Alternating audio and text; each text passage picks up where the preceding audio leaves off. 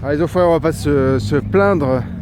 C'est la balade du dimanche pour vous donner envie de profiter, même l'hiver, des événements qui ont lieu près de chez vous. Donc ici, c'est un dimanche par mois et c'est gratuit si vous venez sans voiture. Vous venez vous balader, vous pouvez discuter avec le propriétaire. Ici, pour rentrer avec sa voiture, il faut être membre du club et c'est réservé aux véhicules de plus de 30 ans. Donc 30 ans, c'était hier pour certains, puisque 1995, 2005, voilà, ça fait 30 ans déjà. C'est un truc de dingue. Alors là, il y a un truc déjà qui attire mon attention. Regardez, les deux Alfa Romeo Giulia. Et j'ai un grand souvenir d'enfance avec mon père qu'on avait acheté une. Et son meilleur ami était fan de cette voiture, donc il en achetait et puis après il en rachetait une autre, etc. Et donc j'ai toujours vu ces voitures dans mon environnement proche. Et il y a le célèbre Quadrifoglio, le 4 feuilles, qui est censé porter bonheur. Et aussi on retrouve une des caractéristiques des Alphas de cette époque, c'est que ça rouille. Bon là je sais pas si c'est rouillé, mais en tout cas c'est boursouflé. Et c'est des voitures qui rouillaient pas mal. C'était la voiture des carabinieri, c'est-à-dire de la gendarmerie italienne. Regardez-moi cette calandre 4 phares. Et ce qui m'épate un petit peu dans cette Giulia rouge Bordeaux, c'est qu'elle ressemble beaucoup à celle qu'avait mon père. Et il y avait un détail. Là, il y a beaucoup de soleil, donc je ne sais pas si vous verrez bien, mais déjà, ce que j'adorais, c'était le volant en bois. Et il y avait sur ce volant 3 branches. Vous aviez un klaxon par branche. Et moi, j'étais à l'arrière de la voiture. Et j'étais fasciné par ces klaxons et ces 3 branches. Et on retrouve les petits tachymètres à l'intérieur, les compteurs ronds. Donc, quel souvenir! Alors, le souvenir aussi, je suis pas rentré dans la voiture, mais il y avait quelque chose de l'enfance qui me frappait, c'était l'odeur. Il y avait une odeur, voilà. Il y avait une odeur et pourtant c'était pas la version Q, il me semble pas. Il avait dû acheter une version de base. Bon, comme beaucoup des voitures qu'il a possédées, elle a fini en panne. Et je crois qu'il avait coulé une bielle sur celle-ci.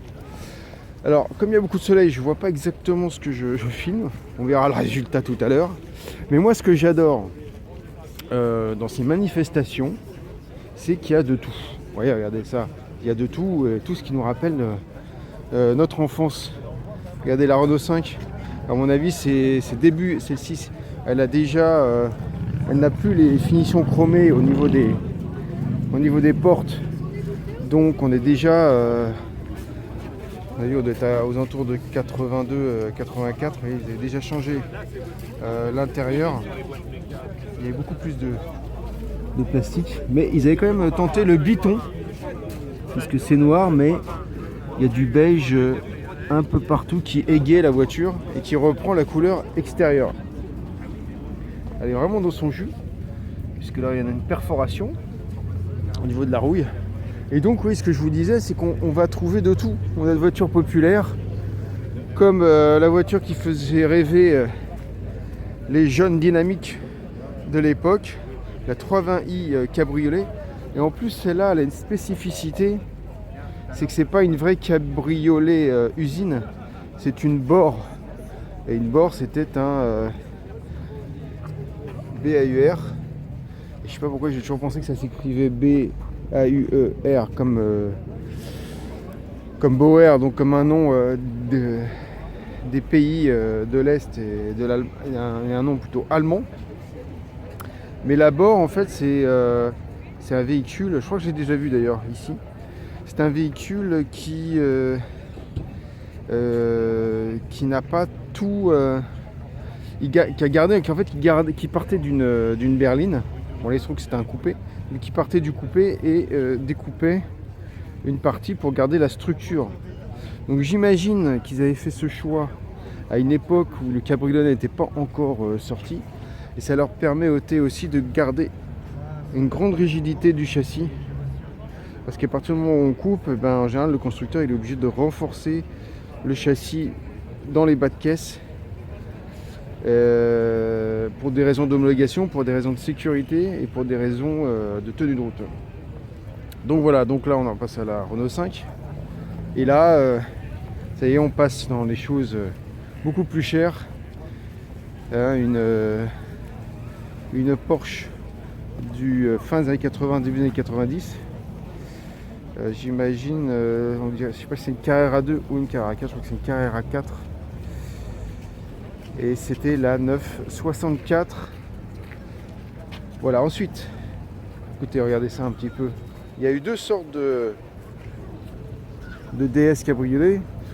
Il y a eu les chaperons que vous pouviez acheter directement à l'usine, mais qui étaient carrossés par chaperon. Et vous aviez les chaperons avec lesquels vous alliez avec votre DS, ils vous le transformaient en cabriolet. Et il y avait un détail, j'en avais parlé dans une vidéo, il y avait un détail, c'est que pour reconnaître les deux, c'est une histoire de porte. Puisque je crois que les portes sorties usine sont plus longues, parce qu'ils avaient remanufacturé ça, alors que sur les chaperons qui ont été faites avec un plus sortie d'usine, donc après l'achat, sont plus courtes. Mais j'en suis pas tout à fait sûr. S'il y a des spécialistes, dites-moi. Chaperon et DS, Citroën, bienvenue à vous. Moi j'ai la passion de toutes les automobiles. Peut-être comme vous. Alors là il y a un modèle qui est là tout le temps. C'est une voiture que j'ai toujours aimée, qui a toujours pas une grosse cote sur les fans d'auto, c'est la 928. Et alors je vous invite à regarder son site 928 Expédition. Pourquoi ? Parce qu'elle a fait un très gros voyage, Paris, Moscou, Tokyo, New York. Et le monsieur a fait ça, l'a transformé, évidemment il l'a rehaussé pour qu'elle puisse aller partout. Donc je trouve le délire assez génial, parce qu'on ne peut pas imaginer qu'une Porsche sportive comme celle-ci pourrait faire autant de route, et surtout dans des endroits où certainement la route elle n'est pas au top. C'est pour ça qu'elle a été rehaussée et équipée un peu comme une voiture de rallye raid. Et le monsieur a fait ça avec deux de ses fils, donc ils se sont relayés pour faire le voyage avec lui. Et regardez un petit peu la démesure, là on retrouvait la démesure américaine, une Chrysler. Le modèle ne me parle pas. Je ne sais pas ce que c'est comme modèle.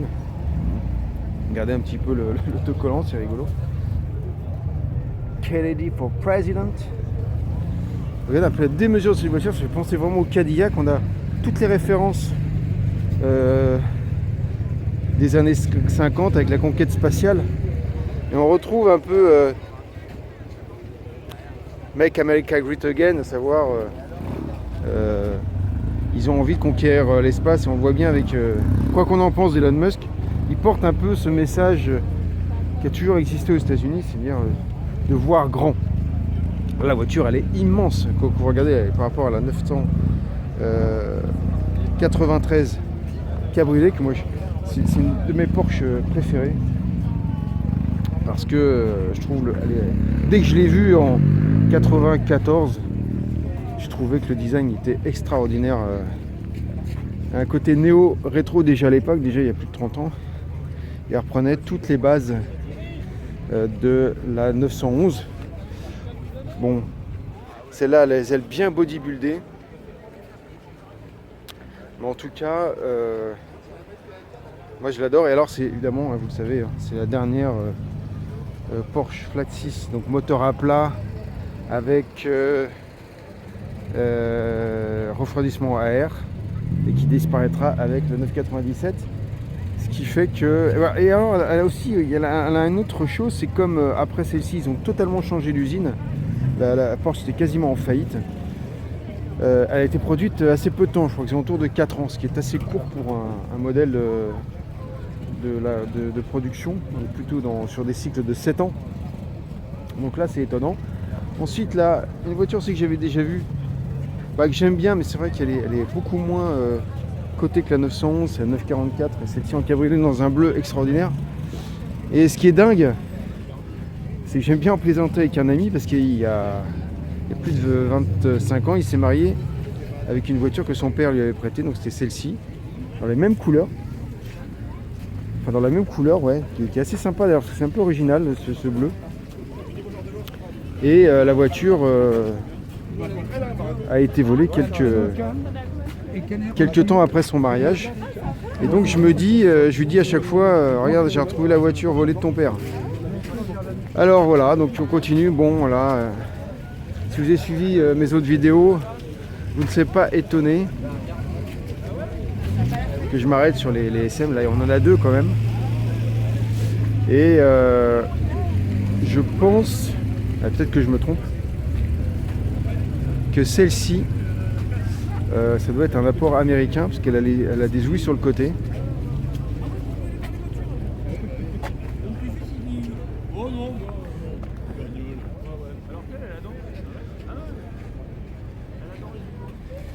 Et je suis pas sûr, j'ai marqué injection électronique. Est-ce que ça a été rajouté après?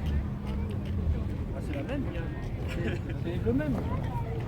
C'est là, c'est quoi ça? Et je sais pas pourquoi elle a des ouïes sur le côté, parce que sur l'autre on ne l'a pas.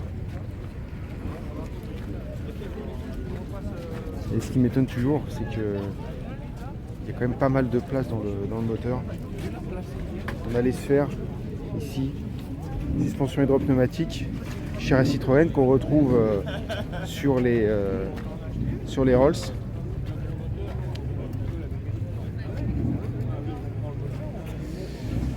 Et toujours dans le premium français.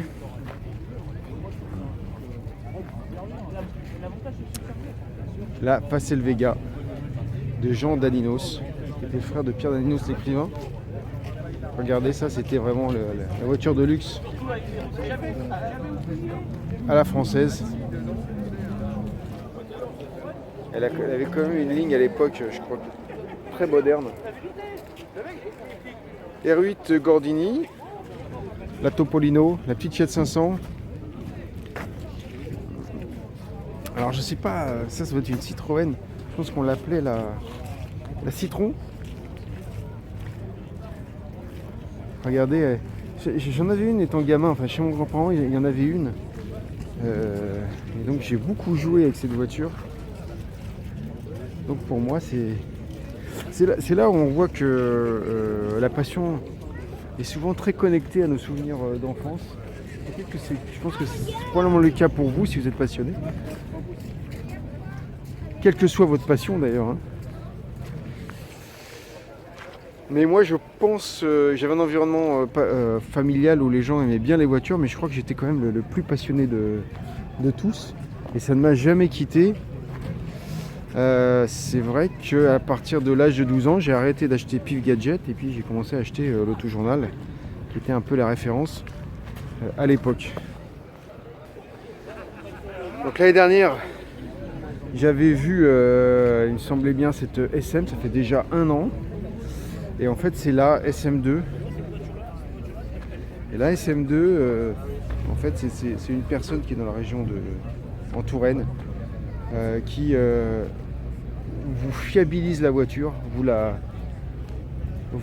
c'est un peu une sorte de resto mode, c'est-à-dire qu'elle va vous donner le meilleur de la voiture, mais avec des technologies plus modernes, pour qu'elle soit plus fiable, pour qu'elle soit plus qu'on puisse l'utiliser le plus au quotidien. Alors là aujourd'hui, je trouve qu'il y a, bon c'est un gros événement d'habitude, hein, mais là je trouve qu'il y a énormément de monde, il y a énormément de voitures. Et en fait, je viens de comprendre pourquoi. C'est parce que Rétromobile commence cette semaine. Et donc c'est l'occasion pour les gens de venir avant Rétromobile montrer leur voiture. Alors je sais pas exactement quels sont les choix technologiques qui ont été faits. Regardez, il y a marqué Maserati sur le moteur. Et là regardez, on a l'impression qu'il y a énormément de place dans le moteur. Sur celle-ci, vous voyez, on a beaucoup moins de place. Donc est-ce que c'est dû au travail de réorganisation? Et pareil, on a marqué Maserati dessus. Donc les amis, j'ai eu une petite discussion avec le propriétaire. Donc ici vous voyez, vous avez les boîtes à air qui sont là, ils en avaient 2 là. Et ici vous avez les boîtes à air. Ici. Et ici. Et donc ça permet de gagner de la place. Mais aussi, il y a beaucoup de choses qui ont été reculées. Pour quelle raison? eh bien, c'est pour une meilleure répartition des masses. Parce que sur cette voiture qui est une traction, eh bien, on a beaucoup de poids sur l'avant, donc certainement elle doit être pas mal sous-vireuse à la conduite. Moi, j'en ai jamais conduite, j'aimerais bien en avoir une. Et donc, il y a eu plein de choix techniques qui ont été faits. Cette voiture, vous voyez, on a sur le dessus, on voit bien qu'il y a eu des modifs. Et on voit les mêmes modifs ici. Il y a autre chose qui a été modifiée aussi sur l'autre et sur celle-ci, c'est que la batterie a été mise dans le coffre. Pareil, pour gagner du poids et meilleure répartition des masses. Donc sur l'autre, par rapport à un véhicule, classique, un Nissan classique, même si c'est pas une voiture classique, on a gagné 200 kg. Donc il y a un allègement. Alors, toutes ces modifications, évidemment, elles ne sont pas abordables à n'importe qui. Parce qu'en fait, si vous voulez, il m'a dit qu'il y en avait 3 en préparation. Et si vous en voulez une, le budget c'est 280 000 €. Et celle-ci a un truc particulier parce que c'est une pré-série qui avait été commandée par le service presse de Citroën pour la présentation du modèle à injection. Il y a une spécificité qui, moi, m'a surprise, c'est le gaufrage au niveau des sièges. Et il me semblait que j'avais vu ça sur les CX. Et en fait, ce n'est pas un équipement d'origine. C'est l'usine, pour la présentation presse, qui a choisi de faire ça. Il y a plein de petits détails. Par exemple, regardez, là, on a la serrure dans la gage de portière, alors qu'ici, on a la serrure déportée. Donc je ne sais plus pourquoi, c'est en fonction des années. Donc la voiture, c'est une pré-série de 72 pour la présentation de la SM injection de 73. Alors la couleur, j'étais un petit peu étonné, mais là c'est le propriétaire qui a choisi de faire un choix du blanc. Alors elle serait blanc nacré avec des reflets bleus. Mais en fait la couleur d'origine c'est un gris métal. Bon. Moi, je suis toujours aussi amoureux de cette voiture. Même si, comme je vous l'ai dit l'autre jour, hein, je préfère l'avant à l'arrière ou sur le côté. Je la trouve... c'est un ovni de la route, hein, cette voiture. Alors, j'ai une affection particulière pour la Barchetta, qui a déjà 30 ans. Hein. Et moi, je trouve que la ligne n'a pas vieilli. Le coup de crayon est magnifique et il a repris les atouts des roadsters des années 60 anglais. Et quand je regarde le rétro, ce petit rétro là, j'ai l'impression d'avoir un rétro d'une voiture japonaise. Et donc elle reprend aussi la philosophie d'un succès mondial qui est la MX-5, la Miata. Regardez ça. Alors en rouge, on n'en voit pas tant que ça. J'en ai vu en jaune et moi j'ai de l'affection pour cette voiture. Pourquoi? Parce que j'en ai possédé une en bleu. J'aimais beaucoup. Je trouvais le moteur Sessupa 130 chevaux un peu creux. Donc c'était un petit peu le défaut. Mais sinon, en termes de plaisir, acquisition, coût d'acquisition, design, entretien, c'est une voiture qui était un super compromis. Aujourd'hui, je ne sais pas s'il y en a beaucoup sur le marché, ça ne touchait pas trop cher. Et petit détail qui m'amusait à l'époque, c'est que vous appuyez sur le bouton là, vous avez la gâche qui sort, petite barrette. C'est un petit détail de design que moi j'aime bien. Voilà, pour illustrer mon propos, la MX-5 dans son jus. Un peu sensible à la corrosion à l'arrière, regardez, ça perce. Et regardez ça, le véhicule parfait. Bon là visiblement c'est un import belge, mais c'est le véhicule parfait, fiable. Là c'est la première mouture, ça on appelle la NA. Miata, c'était pour le marché américain. Et je voulais vous dire le rétro. Vous voyez, ce petit rétro rond comme ça me fait penser à l'autre rétro de la Miata. Donc le coup de génie, c'est de reprendre l'idée du petit roadster léger, économique. Et contrairement au modèle anglais qui n'était pas réputé pour la fiabilité, là c'est fiable. Alors petite anecdote, j'ai un ami qui a non pas une NA mais une NB, donc c'est la version 2 de la MX5. La voiture a pu faire, qui avait été achetée d'ailleurs à 150 000 km.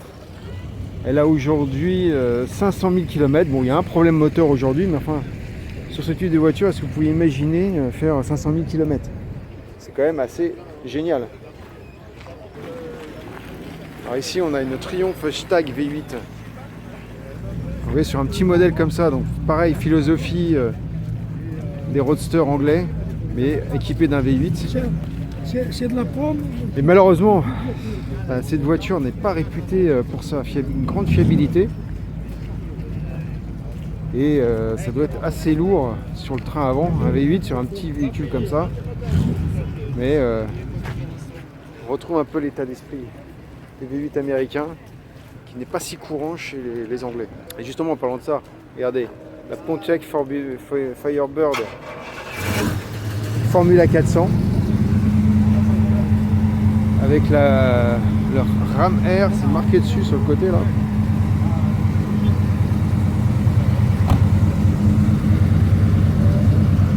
On va essayer d'écouter un peu le bruit du V8 qui glougloute beaucoup plus que sur la Stag V8. Hein.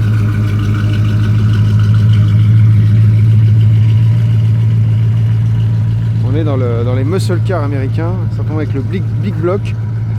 Voilà, alors moi je suis plus fan de la Corvette. J'ai toujours trouvé qu'elle avait un design extraordinaire. Moi je l'appelle le Shark. C'est toujours le V8 qui glougloute. Regardez ça. Ça c'est dans les dernières produites de cette série, je pense. Ils ont changé à chaque fois le design de la calligraphie du Corvette. Toujours un peu étonné de voir de ces couleurs blanc un peu crème. Je suis pas sûr que ce soit des couleurs d'origine, mais allez savoir. Alors les amis, j'ai été intrigué par cette DS. Et en fait, c'est une DS qui a été une peinture spécifique, comme un tableau noir, regardez. Et apparemment, c'est un petit délire d'un monsieur qui a sa voiture, qui a une fille. Et il voulait créer un tableau noir pour les enfants, pour qu'ils puissent dessiner dessus. C'est vraiment rigolo. Alors je me posais la question si c'était vraiment un revêtement très spécifique pour pouvoir faire ça. Et quel pourrait être le coût. Donc je vais essayer de trouver le propriétaire pour en discuter avec lui. Mais c'est pas sûr que je trouve. Ce qui m'étonne un peu, c'est que la voiture a été repeinte. Et il y a des perforations. Comme ici. Donc je pense pas qu'il ait dû investir énormément d'argent parce que faire une peinture sans régler les problèmes de trous et de rouille, bon, c'est un petit peu dommage.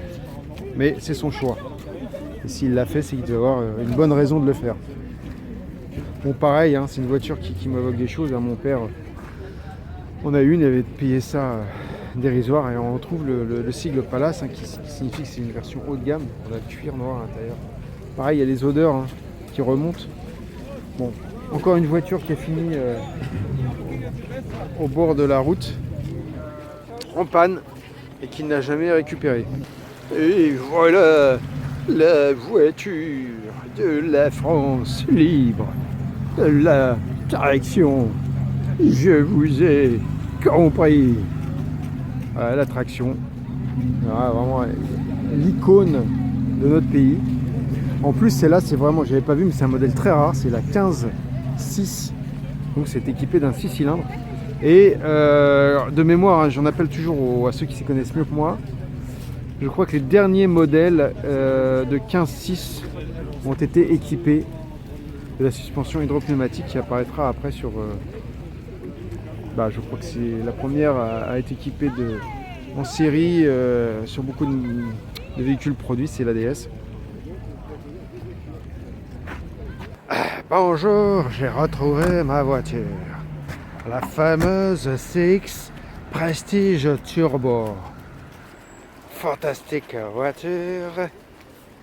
Alors cette voiture, pardon monsieur, cette voiture elle appartenait à l'ambassade de Russie. Et regardez, il y a marqué Prestige dessus. On a le toit en vinyle. On a aussi comme le casseur de soleil derrière qui n'était pas de série. Que vous pouviez acheter en seconde monte. Et elle est équipée du téléphone. Donc c'était la dernière voiture de l'ambassade de Russie. Et je dirais plutôt l'ambassade du RSS. Puisqu'après, il y a eu la perestroïka.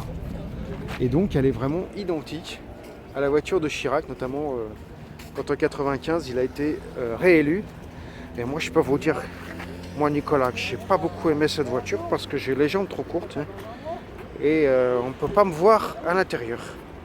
En plus, le grand il me faisait, je sais pourquoi je vais vous le dire, le grand il me faisait de l'ombre. Putain, que je me suis cogné le nabot dans cette voiture. Et moi je l'aimais, c'était beau, même si c'était long. Voilà, donc petite plaisanterie. J'étais persuadé que c'était la voiture de Chirac, et non, c'est une voiture identique. Et regardez, il y a le T de turbo sur le capot.